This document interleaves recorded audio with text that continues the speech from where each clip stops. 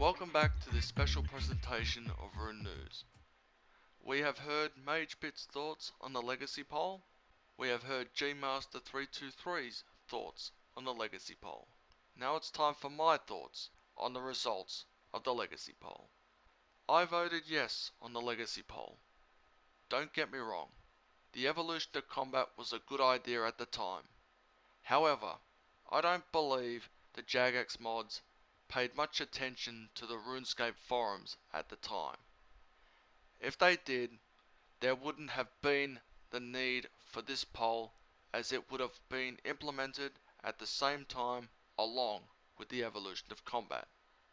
There is still one question that needs to be asked. Why did it take Jagex nearly 2 years to realise they lost 2/3 of their player base who rage quitted RuneScape over this? I was stunned at the end result of the Legacy poll, but ultimately not surprised. I didn't expect to see as many people vote on the Legacy poll, as I didn't think we had that many players left in RuneScape. I was shocked when Jagex said sorry it took this long. Maybe it did take them this long to realise it, but Jagex could have looked at this nearly 2 years ago.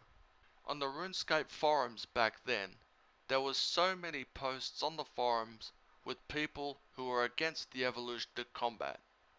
Sadly, a lot of those posts got lost due to so many of them being locked due to flaming and not contributing to the debate at all.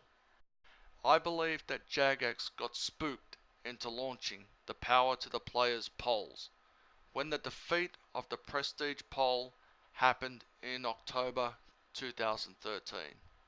Ever since that happened, everything has been about you the player, which started around last year's RuneFest.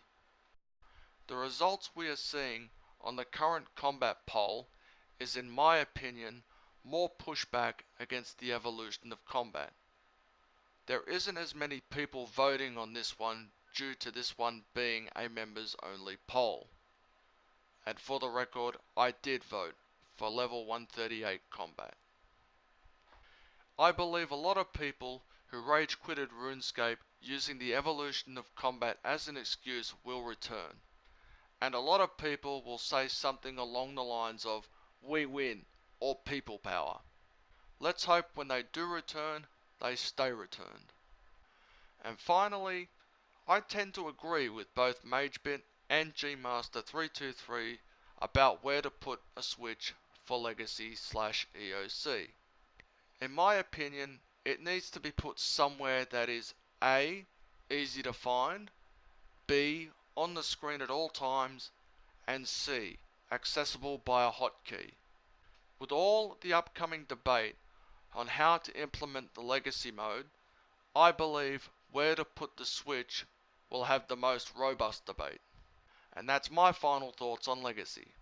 I wish to thank my guests MageBit from RuneScape Weekly and my fellow RuneNews reporter gmaster323.